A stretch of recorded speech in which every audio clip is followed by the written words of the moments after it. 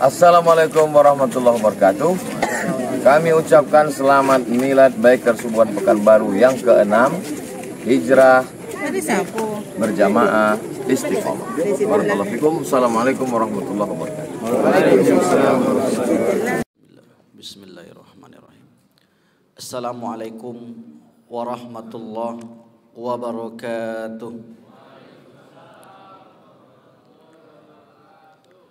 Alhamdulillahi rabbil alamin. Anzala sakinata fi qulubil mu'minin liyazdadu imanan ma'a imanihim. Ashhadu an la ilaha illallah wahdahu la syarikalah wa ashhadu anna Muhammadan abduhu wa rasuluhu la nabiyya ba'dah.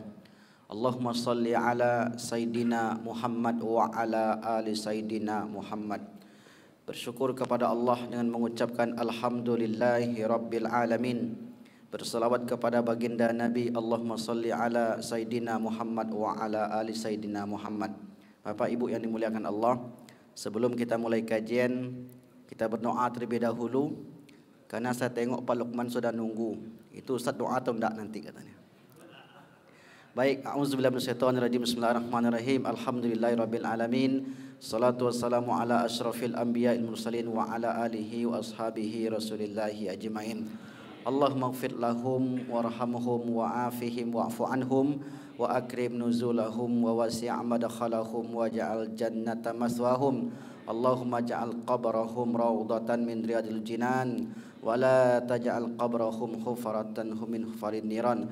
Allahumma taqabbal adhiyata jama'atina jama'ata Masjidil Huda ya arhamar rahimin. Rabbana atina fid dunya hasanah wa fil akhirati hasanah wa qina adzaban. Alhamdulillahirabbil alamin. Baik Bapak Ibu yang dimuliakan Allah, alhamdulillah pagi ini kita masih dibersamai oleh Pak Haji Ahmad yang sudah lama kalau kita buka absen, beliau banyak kosong karena ada tugas lain insyaallah. Yang mudah-mudahan beliau selalu istiqomah, diberi kesehatan, dimudahkan urusannya. Dan juga kepada Bapak Ibu semua hadirin hadirat, semua kita yang hadir pada pagi ini mudah-mudahan diberi badan sehat. Dan bagi yang berkurban, mudah-mudahan Allah terima kurbannya. Amin ya rabbal alamin. Melanjutkan kajian tentang seputar akhir zaman. Ya, sebelum ini sudah kita jelaskan tentang hal-hal yang akan berlaku di akhir zaman. Prinsip dasar membahas akhir zaman ini adalah kepercayaan dan keyakinan. Mengapa? Karena tentang akhir zaman masuk ke dalam ranah akidah. Sesuatu yang akan berlaku di masa yang akan datang. Nah, dalam perkara akhir zaman ini para ulama membagi kepada 3. Ada yang sudah berlaku seperti mauti kata Rasulullah, seperti kematianku. Karena dalam hadis yang sahih disebutkan u'dud sittan baina yaday sa'ah. Hitunglah oleh kalian 6 perkara sebelum datang hari kiamat. Yang pertama Nabi sebutkan mauti, kematianku. Berarti wafatnya Rasulullah termasuk tanda akhir zaman. Mengapa? Karena Muhammad SAW Nabi akhir zaman. Makanya di dalam muqaddimah selalu kita sampaikan la nabiyya ba'dah. Maknanya tidak ada nabi sesudah itu. Berarti nabi terakhir. Maka para ulama menyebut dengan nabi akhir zaman. Lalu kemudian yang kedua kata Nabi, summa fathu Baitul Maqdis. Nanti akan terbebasnya Baitul Maqdis. Ini merupakan janji daripada Rasulullah SAW. Siapa yang akan membebaskan, wallahu alam. Tapi yang jelas akan ada di antara umatku kata Nabi, la tazalu min ummati zahirin al-haq. Akan senantiasa ada di antara umatku yang berpegang teguh dengan kebenaran. Mereka tidak menghiraukan apapun yang berlaku ke atas diri mereka. Akan senantiasa ada. Berganti generasi, berganti masa, berganti waktu, terus akan senantiasa ada di antara umat Muhammad SAW yang tegak di atas kebenaran. Maka siapa mereka itu? Nabi pun tak sebutkan secara spesifik. Tapi yang jelas Bapak Ibu yang dimuliakan Allah, Dalam riwayat lain disebutkan, idza fasada ahlu Syam, apabila rusaknya penduduk Syam, fala khaira fikum, maka tidak ada kebaikan bagi kalian. Apa maknanya? Ahlu Syam itu, penduduk Syam itu siapa? Setidaknya ada 4 negara. Palestina, Yordania, Suria, Maroko. Inilah ahlu Syam. Yaman, Libanon, ya afan. Ya, bukan Maroko. Libanon, Suria, kemudian Palestina, ya Libanon. Nah, empat negara. Itu termasuk ahlu Syam. Maka kata Nabi, apabila penduduk Syam itu rusak, maka tidak ada kebaikan bagi kalian. Bapak Ibu yang dimuliakan Allah Subhanahu wa taala, sebelum ini sudah kita sampaikan seluruh bentuk keyakinan, kepercayaan yang kita anut, yang kita yakini sampai hari ini, muaranya dari Timur Tengah. Apapunlah nama kelompoknya yang muncul, yang lahir di rahim Islam dan di negeri manapun, itu muaranya dari Timur Tengah. Artinya keyakinan kita ini diimpor. Ini bahasa lainnya. Kenapa kita solat? Ya karena datuk kita solat. Datuk kita mengajarkan solat. Kenapa datuk kita solat? Dari mana mereka tahu? Dari datuknya. Datuknya lagi. Dari mana mereka belajar? Mereka belajar ke Mekah. Contohnya begitu. Mereka belajar ke Mesir. Mereka belajar ke Libanon. Atau mereka belajar ke Yordania. Banyak negara. Artinya dari Timur Tengah. Muncul kelompok sesat. Apakah betul-betul mereka yang menciptakan kelompok sesat ini atau diimpor dari luar? Maka kita tengok video hari ini, ada orang katanya dia bisa berbicara dengan malaikat mungkar nakir, bisa berbicara dengan malaikat maut, bisa membedah langit, macam-macam. Herannya kita, banyak yang mendengarkan. Dan ketika dia berceramah dan diberi panggung, orang pun bertepuk tangan. Jadi hari ini asal pandai ngomong aja, insya Allah ada followernya, ada pengikutnya. Dari mana diimpor keyakinan seperti itu? Tentu dari Timur Tengah. Karena setelah saya telusuri, ternyata orang ini mendapatkan ijazah setelah bersemedi 40 hari di kubur Abdul Qadir Al-Jailani. Jadi belajarnya dari kuburan. Bersemedi selama 40 hari, berhasil, kuat, mampu, akhirnya diberi ijazah. Pulang dia ke Indonesia, kemudian menyampaikan ilmu agama. Nah, jadi kalau penduduk Syam itu rusak, maka yang lain akan ikut rusak. Logikanya begini. Hulu sungai, hilir sungai itu keruh karena hulunya keruh. Kalau Bapak Ibu pergi ke Kuansing, itu sungai Kuansing itu dah apa warnanya itu Pak Ketua? Kuning. Ya, kayak susu begitu. Dan itu sepertinya nggak bisa bersih lagi. Kenapa bisa begitu Bapak Ibu? Karena di hulu sana orang mendulang emas. Sekarang sudah mulai di Kampar Kiri. Di Kampar Kiri itu sudah mulai orang mengeruk di bagian ujung sana. Jadi hilir itu sudah mulai keruh. Dia begitulah. Jadi kalau hulunya itu dirusak, tentu hilirnya akan ikut rusak. Nah, fala khaira fikum. Jadi kalau yang di hulunya itu terus digempur, maka fala khaira fikum, tidak ada kebaikan bagi kalian. Nah, para ulama di sini tentu berbeda pendapat. Karena namanya hadis, setiap orang memahaminya sesuai kemampuan daya pikir masing-masing. Ada mengatakan bahwa disitulah pentingnya kaum muslimin memikirkan nasib saudaranya.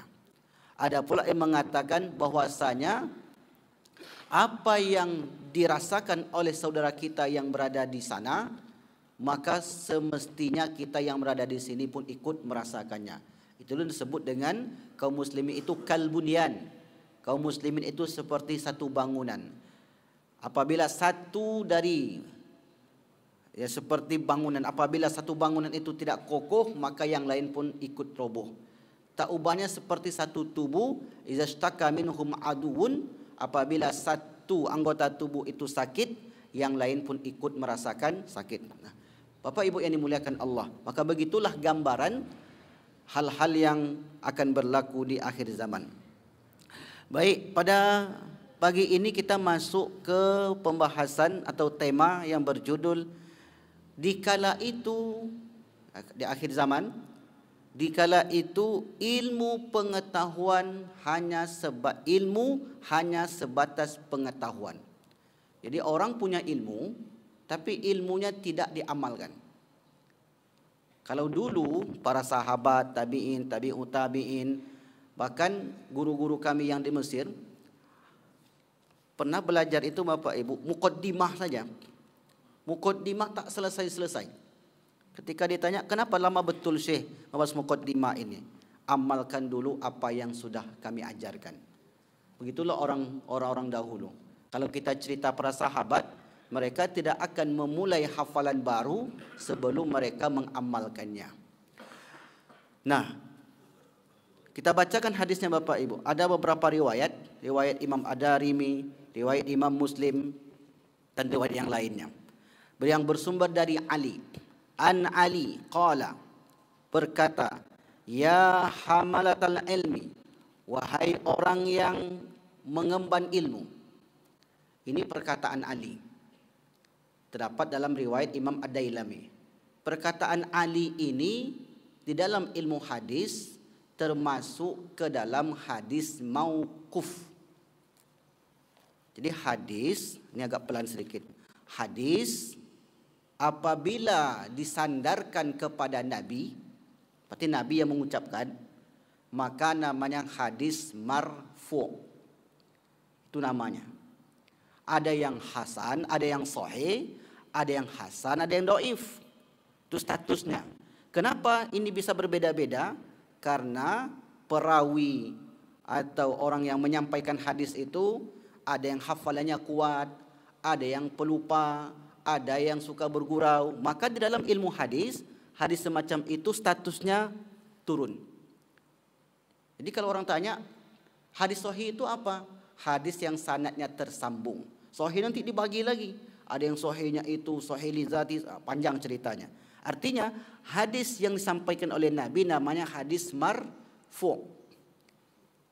Oke, baik. Perkataan Nabi langsung kepada Nabi namanya hadis marfu'.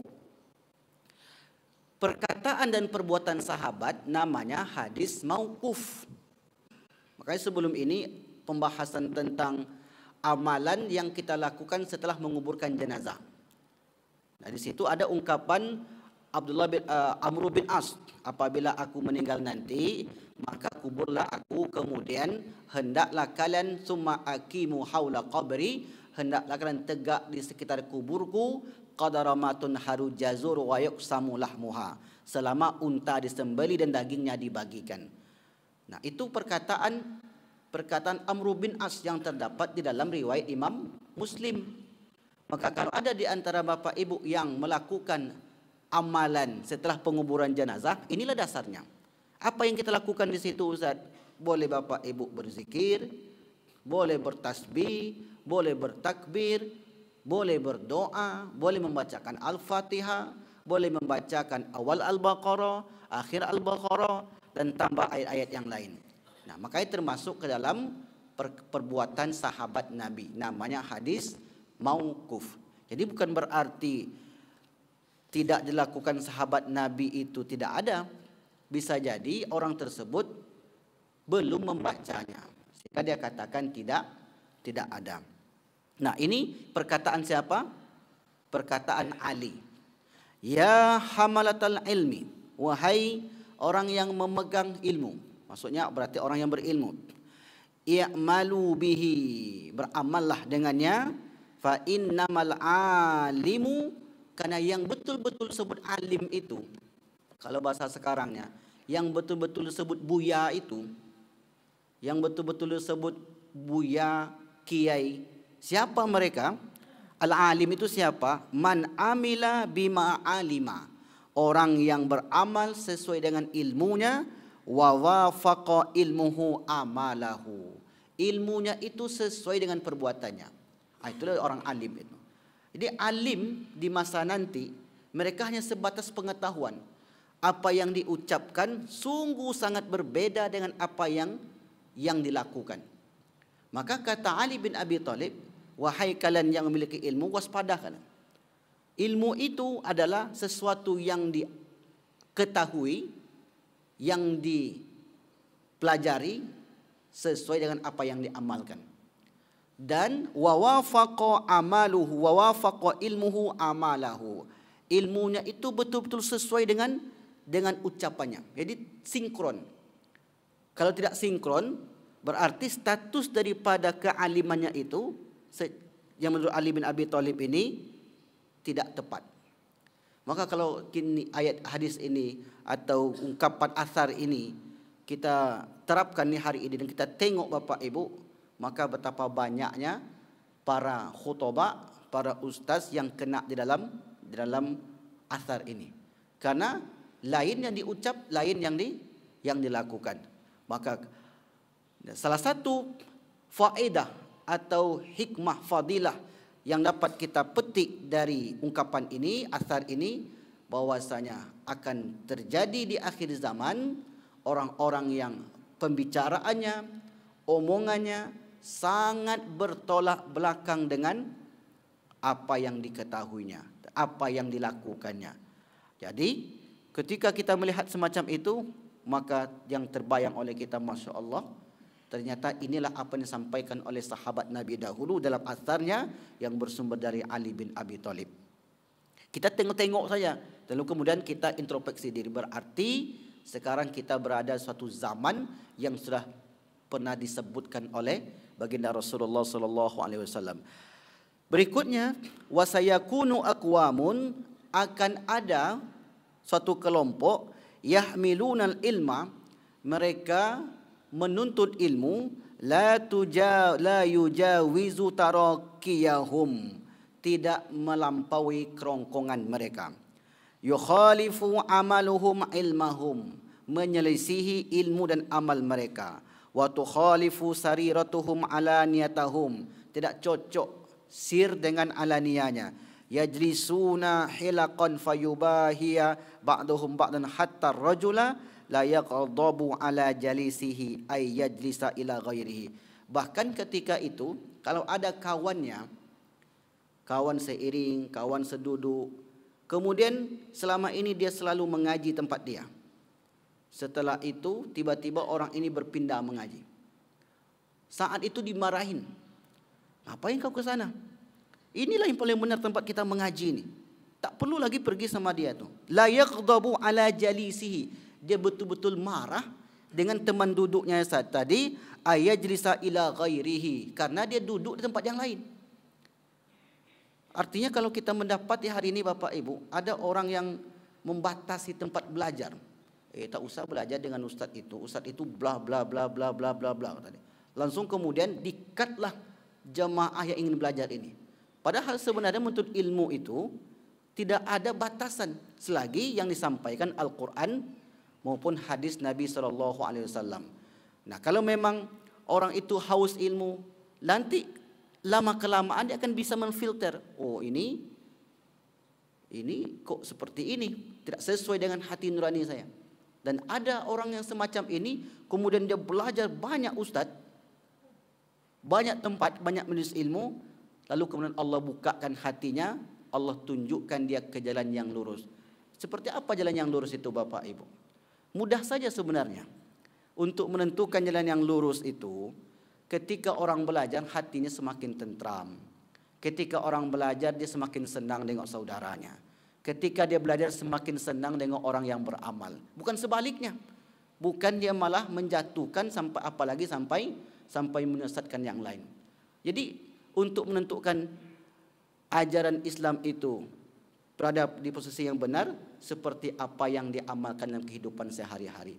Tenang hatinya, semakin tentram dia, semakin dekatnya, semakin senang dia dengan saudaranya, maka itulah ajaran Islam yang dibawa oleh para ulama kita dahulu. Kalaulah kita tengok para wali-wali kita, wali Songo dan seterusnya, mereka ketika sampai ke negeri Melayu ini, Nusantara, mereka tidak langsung langsung kalau bahasa kasarnya menghantam ajaran tersebut. Mereka masukkan sedikit demi sedikit. Karena yang mereka tuju adalah bagaimana menciptakan ketenangan di dalam menuntut ilmu. Kalau habis menuntut ilmu, Bapak Ibu gelisah hatinya. Gelisah hatinya itu bukan gelisah karena tak beramal. Gelisah menengok orang. Itu sudah menyelisihi ajaran Rasulullah sallallahu alaihi wasallam. Baik, kemudian wa yada'ahu ulaika la tas'adu a'maluhum fi majalisihim tilka ilallah. Maka kalau orang tersebut yang membatasi, kemudian berbangga-banggaan dengan ilmu-ilmu yang dia miliki, maka amalnya itu tidak diangkat oleh Allah. Ini efek negatif daripada orang yang merasa paling hebat tadi. Tak diangkat. La tas'adu a'maluhum, tidak diangkat amal-amal mereka fi majalisihim, di majlis-majlis mereka. Tilka, yang itu, ilallah, kepada Allah. Nah, kalau kita pastikan apa penyebabnya, tentu tidak bisa Bapak Ibu. Karena memastikan amal diangkat atau tidak hanya Allah saja. Tapi kita menengok mereka itu, la yujawizu tarakiyahum yamrukuna minad din kama yamrukus sahmu minar ramiyah. Mereka itu keluar dari agama ini seperti anak panah yang keluar dari busur. Seperti itulah gambarannya. Apa maknanya anak panah yang terlepas dari busur? Begitu cepat. Hari ini sudah begini, besok sudah begitu. Hari ini macam ini, besok lain macam lagi. Saya atau mungkin Bapak Ibu pernah mendapati orang yang sama yang saya alami. Pernah suatu ketika Bapak Ibu, orang ini belajar. Tanpa kita sebutkan dengan siapa dia belajar. Dan kata dia, saya belajar dengan Ustaz si Fulan itu karena saya senang, karena dia selalu menyebutkan dalil. Jadi dia pegang dengan menyebutkan dalil. Apa yang disebutkannya selalu dilandasi dengan dalil. Lalu setelah itu saya tantanglah orang ini. Kalau memang antum ikut orang itu kena dalil, ini sudah kokoh nih Pak pemahamannya nih, tak bisa digoyang nampak lagi. Ini tak boleh, itu tak boleh, dah kokoh betul. Karena ada dalil Ustaz. Saya tengok di YouTube itu enggak ada dalil. Makanya saya lebih senang dengan Ustaz saya. Lalu kemudian saya tantang Bapak Ibu. Kita ni senang kalau ditantang. Apalagi orang filsafat kan suka debat Pak. Saya bilang, kalau saya punya dalil yang lebih kuat, antum ikut enggak? Saya bilang. Kalau ada ikut katanya. Ini senang saya yang begini ini. Akhirnya diskusi saya itu. Setelah diskusi, yang awalnya itu 100% murni pemahaman dia yang dia pegang itu. Setelah diskusi panjang lebar, berkurang menjadi 50%. Cepat sekali Pak berubahnya. Itu yang kita sebut tadi. Tadi kokoh betul. Ini tak boleh, itu tak boleh. Kita jelaskan dalilnya begini, bla bla bla bla bla. Tengokkan bukunya. Sekarang 50% Ustaz kata dia. Mungkin kalau duduk lagi sampai setengah jam bisa jadi tinggal 25%. Cepat betul Pak perubahannya. Jadi kalau berujuk hadis Nabi ini, nanti akan muncul orang-orang yang mereka itu keluar dari keyakinannya itu seperti anak panah, melesat. Selama kita bisa menjelaskan dalil yang sama ataupun lebih daripada apa yang mereka yakini. Nah, akhirnya apa? Dia pun katakan sesudah itu, sebenarnya Ustaz, saya juga membolehkan Maulid Nabi. Ujung-ujungnya itu Pak, saya membolehkan Isra Mi'raj. Karena saya tengok, kata dia, di situ ada nilai baik, ada fadilah di situ. Kenapa? Karena orang menuntut ilmu. Di situ ada bacaan Al-Qur'annya, di situ ada bacaan hadisnya, di situ juga menyampaikan sirah Nabi dan sejarah para sahabat, kemudian sejarah-sejarah para nabi dan rasul terdahulu. Nah, setelah itu saya pun berpikir, ini orang begitu cepat perubahannya. Nah, kalau kita ambil spek yang lebih besar, dalam hadis Nabi disebutkan, yusbihur rajulu mu'minan. Paginya seseorang itu beriman, wa yumsi kafiron. Sorenya dia pun sudah kafir. Wa yumsi kafiron, sorenya dia kafir, paginya dia sudah beriman lagi. Di perubahan itu sangat cepat sekali. Maka ketika kita melihat fenomena hal semacam itu, langsunglah kita tertuju kepada hadis tentang akhir zaman. Nah, inilah target daripada pembahasan hadis-hadis akhir zaman ini. La ya'uduna fihi hatta ya'uda sahmu ila fuqihi. Tidaklah mereka kembali lagi seperti anak panah kembali kepada busurnya. Qila ma simahum. Dikatakanlah seperti apa ciri-ciri mereka tu ya Rasulullah? Simahum at-tahlik aw qala at-tasbid. Ciri-ciri mereka adalah yang berkepala pelontos. Kepala pelontos jangan dipahami zahir. Kalau zahir berarti tersinggung yang botak-botak nanti, yang tak ada rambut lagi. Berarti saya termasuklah Ustaz katanya. Maka maknanya ini adalah pemahaman yang dangkal. Pemahaman yang dangkal itu diyakini sebagai pemahaman yang dalam. Orang ini kan tergantung perasaannya Bapak Ibu. Perasaan saya sudah lama saya ngaji Ustaz. Perasaan saya sudah dalam ini. Sudah guru kami itu dari begitulah mereka mengatakan, kami sudah khatam kitab ini. Perasaannya sudah betul lama mengaji. Sehingga dengan mudah mereka menyesatkan dan menyalahkan ulama-ulama yang puluhan tahun mereka mengkajinya. Siapa yang misalnya nih di daerah kampung Pak Haji Ahmad, di situ banyak tarekat. Bagi yang tak paham, pasti itu sesat itu tarekat itu. Mana ada tarekat-tarekat zaman Nabi?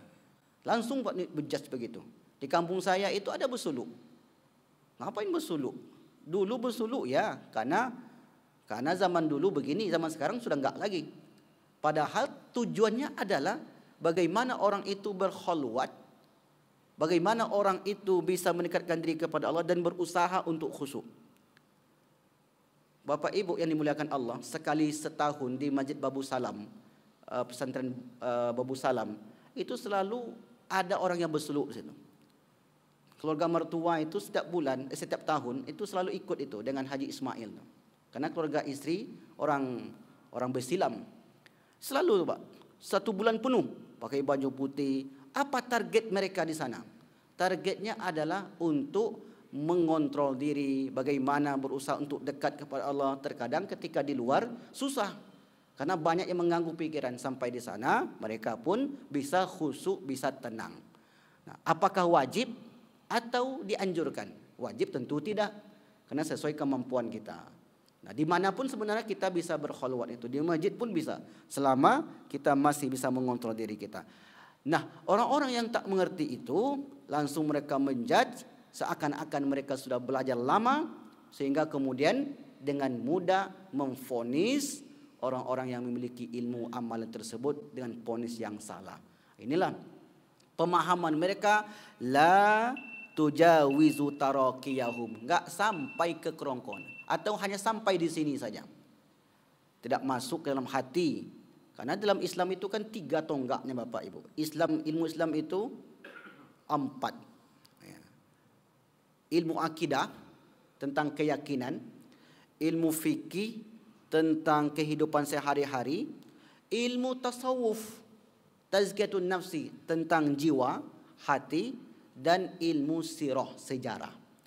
Kalau lengkap yang 4 ini dalam satu masjid, maka sebenarnya sudah lengkap ajaran Islam yang disampaikan di situ. Adapun nanti usul fikih itu masuk ke fikih. Adapun kaji hadis ini kita tengok lagi. Hadis ini masuknya ke mana? Bisa jadi masuknya ke fikih, bisa masuknya ke akidah, bisa masuknya ke sejarah, bisa masuknya ke tazkiyatun nafsi. Karena hadis itu sebagai landasan tafsir misalnya. Tafsir itu masuknya ke mana? Bisa ke fikih, karena hukum-hukum, bisa ke akidah, bisa ke sejarah, bisa ke tazkiyatun nafsi. Kajiannya apa? Kajiannya akidah. Akidah nanti banyak lagi cabangnya tu. Akidah, mengkaji sifat 20, mengkaji tentang Nabi dan Rasul, mengkaji tentang ruh. Itu masuk bab akidah itu. Dan masuk bab akidah juga mengkaji akhir zaman, keimanan. Fikih tentang termasuklah perbedaan antara hari raya, kemudian takbir, itu masuk ranah fikih semua. Maka fikih, orang yang berbeda di dalam fikih tidak tercelah. Tapi kalau orang yang berbeda dalam akidah, ini tercelah, karena akidah itu sesat dan tidak sesat. Kalau fikih tidak. Di berbeda dalam fikih itu sangat biasa sekali. Dalam akidah, di sini ada kajian Firqah Islamiyah ya Pak Ketua ya, Ustaz Masriadi. Itu kelompok-kelompok dalam Islam. Itu masuk ranah akidah, tapi khusus kelompok-kelompok saja. Kenapa kelompok ini muncul? Akidahnya seperti apa? Syiah itu apa? Akidahnya seperti apa? Mu'tazilah itu apa? Bahaya itu apa? Ahmadiyah. Itu masuk dalam kategori akidah. Jadi jelas Bapak Ibu yang dimuliakan Allah Subhanahu wa taala. Sebenarnya tidaklah salah apa yang diajarkan oleh orang tua kita dahulu. Masalahnya adalah ketika mereka tidak mengkaji dan ilmu yang dipelajari itu hanya sebatas kerongkongan, disitulah muncul kemudian saling menjudge, saling menghukumi kelompok ini sesat, dia saja yang benar. Nah, itu merupakan fenomena atau kejadian yang berlaku di akhir zaman. Oh, sudah nampak sepertinya itu Ustaz. Berarti ada yang sedang berlangsung hari ini. Terus berlangsung nanti. Sampai kapan? Ya, sampai datangnya akhir zaman Imam Mahdi.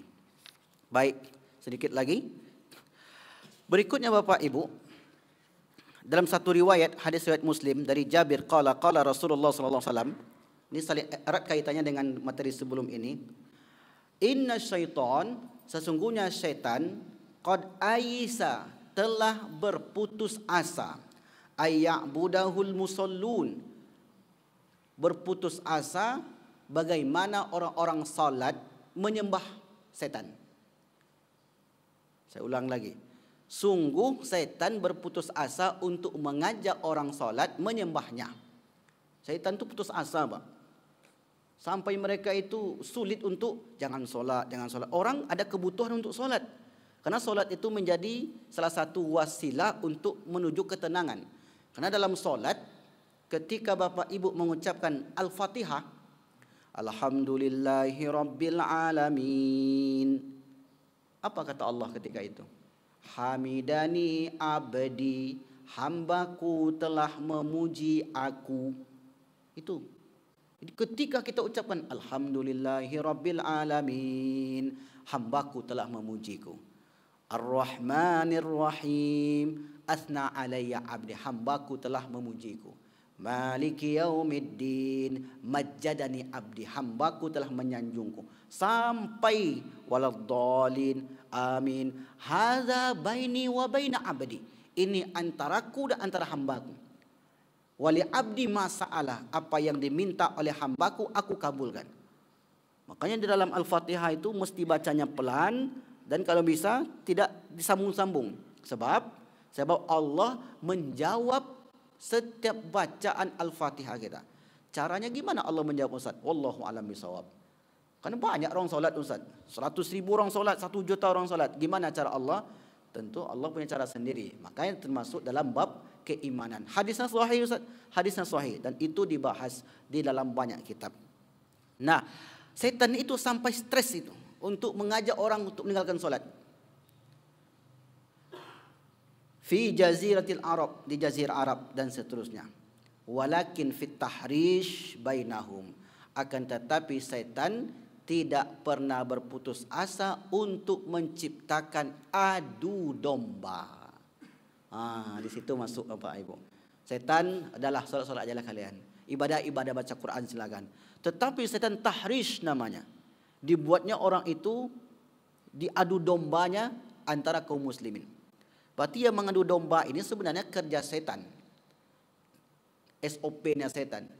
Kalau ada, mohon maaf, ustadz yang mengajak mengadu domba sama dengan tengok Bapak Ibu di hadis sahih. Dari Jabir berkata, aku mendengar Nabi bersabda, sesungguhnya setan telah putus asa untuk disembah orang-orang yang solat di Jazirah Arab, dan dalam riwayat yang lain di bumi. Tetapi ia mengadu domba di antara mereka. Berarti kerja setan tuh. Jadi kalau ada nanti yang mengadu domba itu, ikut masuk. Lah diambilnya bagian setan situ. Proyek setan sudah sudah dikerjakannya. Dalam riwayat lain, an Abi Hurairah, dari Abu Hurairah, an Nabi sallallahu alaihi wasallam qala, inna syaitan, sesungguhnya setan, qad ayisa, telah berputus asa, aya'buda bi ardikum hadhihi, untuk menyembahnya di bumi kalian ini. Walakinnahu qad radiya minkum bima tahkirun, akan tetapi dia senang, setan ini senang untuk meremehkan orang lain, meremehkan amal si fulan itu tidak ada, itu nggak sesuai itu. Senang dia tuh Pak setan tuh. Kalau boleh kita gambarkan, mungkin bertepuk tangan dia Pak. Ori katanya, betul berhasil saya satu nih. Ini dapat satu nih katanya. Aku kawan awak, konco awak kawan. Jadi SOP kerjaan-kerjaan setan itu diambil oleh sebagian orang-orang yang beriman, orang-orang Islam. Dari Sulaiman ibn Amr bin Ahwas an abihi qala sami'tu an-nabiy sallallahu alaihi wasallam yaqul inna syaitan qad aisa ay'buda fi biladikum hadza abadan walakin yakunu lahu ta'atun fi ba'di ma tahkirun ma tahtakirun min a'malikum fayarda biha. Sama maknanya, bahwasanya akan muncul setan itu akan berputus asa untuk disembah oleh orang-orang yang salat. Mereka akan tetap beribadah, bagus amalnya, tetapi setan memandang orang yang melakukan amal yang mantap tadi, memandang saudaranya dengan pandangan yang remeh. Ada semacam ko Bapak Ibu. Kalau ada macam ko berarti lah masuk cik tanda akhir zaman yang disampaikan oleh Rasulullah sallallahu alaihi wasallam. Baik. Ada yang bertanya, silakan. Sebelum saya masuk di pertemuan akan datang tentang berkumpulnya manusia di Syam. Kalau dalam riwayat ini Bapak Ibu, seluruh mata suatu saat nanti seluruh mata akan tertuju kepada Syam. Hari ini nampak oleh kita, all eyes on Rafah. Semua mata tertuju ke Rafah. Terbayang enggak sebelum ini? Tidak terbayang oleh kita. Suatu saat nanti Madinah itu ditinggalkan. Kharabul Madinah, Madinah itu menjadi, kalau bahasa kharab itu hancur, ditinggalkan orang, dan orang berbondong-bondong ke Baitul Maqdis. Mungkin sebelum ini sulit untuk dicerna. Masa sih orang bisa meninggalkan kota Madinah dan orang lebih memilih datang ke Syam, ke Baitul Maqdis? Kok bisa? Tapi kalau hari ini Bapak Ibu, kaum muslimin matanya lebih tertuju kepada apa yang terjadi di Palestina. Di masa yang akan datang seperti apa, bisa jadi lebih dahsyat. Sehingga kaum muslimin seluruh dunia ini tidak begitu lagi tertarik datang ke Madinah. Kharabul Madinah wa imaratul Baitul Maqdis. Rusaknya Madinah dan makmurnya Baitul Maqdis. Umroh kan enggak mesti ke Madinah. Umroh itu enggak harus ke Madinah. Umroh itu ke Mekah saja. Apakah haji dan umroh ditinggalkan? Tidak. Ke Madinah itu kita hanya ingin menengok Nabi, kubur Nabi, karena di situ Rasulullah berdakwah. Tapi kalau orang yang pergi haji dan umroh tidak dia ke sana, ya sah-sah saja. Maka suatu saat, entah kapan itu, berdasarkan informasi dari Rasulullah, Madinah itu akan roboh dan Baitul Maqdis itu akan makmur. Seperti apa Ustaz? Memang kalau dicerna betul tak nampak Pak Ibu. Kalau hari ini kita tengok sebaliknya. Tapi kalau kita berkeyakinan, mudah sekali bagi Allah untuk membalikkan keadaan. Dulu pernah kita kisahkan tentang seorang pemimpin yang bernama Bukhtun Nasr, Nebukadnezar. Bagaimana Bukhtun Nasr ini menghancurkan Baitul Maqdis sehancur-hancurnya, sampai Nabi Uzair itu mengatakan, Anna hadil Yahya, bagaimana mungkin Allah bisa menghidupkan lagi negeri Palestina yang hancur ini. Kemudian Allah wafatkan Uzair itu selama 100 tahun. Kemudian Allah bangunkan lagi. Ketika dia terbangun, dia pun melihat Palestina sudah makmur kembali 100 tahun. Maka dulu ada bapak bertanya, gimana Ustaz dengan hadis yang mengatakan 100 tahun akan terjadi pembaharuan? Apakah itu pembaharuan di mana, hakiki atau majazi? Nah, kalaupun kita maknakan hakikinya, maka selama 100 tahun itu sangat mudah untuk membangun kembali apa yang mungkin sudah dihancurkan oleh Israel hari ini. Dan begitu yang terjadi dahulu, ini hancurkan oleh Nebukadnezar terhadap bumi Palestina.